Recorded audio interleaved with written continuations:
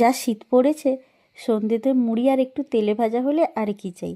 তাই আজ বাড়িতে বানিয়ে ফেললাম কুমড়ো ফুলের বড়া ভাজা আর মসুর ডালের পেঁয়াজি। প্রথমে আমি কুমড়ো ফুলগুলো ভালো করে পরিষ্কার করে ধুয়ে রেখেছি।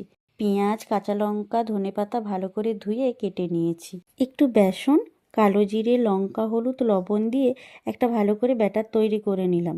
এবার এই ব্যাটারে কুমড়ো ফুলগুলো দিয়ে দুপাশে ভালো করে ব্যাটারটা লাগিয়ে কড়াই তেল গরম হলে কুমড়ো ফুলগুলো দিয়ে ভালো করে ভেজে নিতে হবে। এবার আমি মসুর ডালের পেঁয়াজিটা করে নিচ্ছি। ডালটা 2 ঘন্টা ভিজিয়ে রেখেছিলাম, এবার শক্ত করে পেস্ট করে নিয়েছি। তাতে পেঁয়াজ, কাঁচা লঙ্কা, ধনেপাতা, কালো জিরে, পরিমাণ মতো লবণ, হলুদ, লঙ্কা দিয়ে ভালো করে মেখে নিতে হবে। কড়াইতে তেল গরম হলে ছোট ছোট বড়ার মতো করে ভেজে নিলেই রেডি কুমড়ো ফুলের বড়া আর মসুর ডালের পেঁয়াজি। সাথে মুড়ি, চা, সবাইয়ের সাথে আড্ডা। সন্ধেটা পুরো জমে গেল।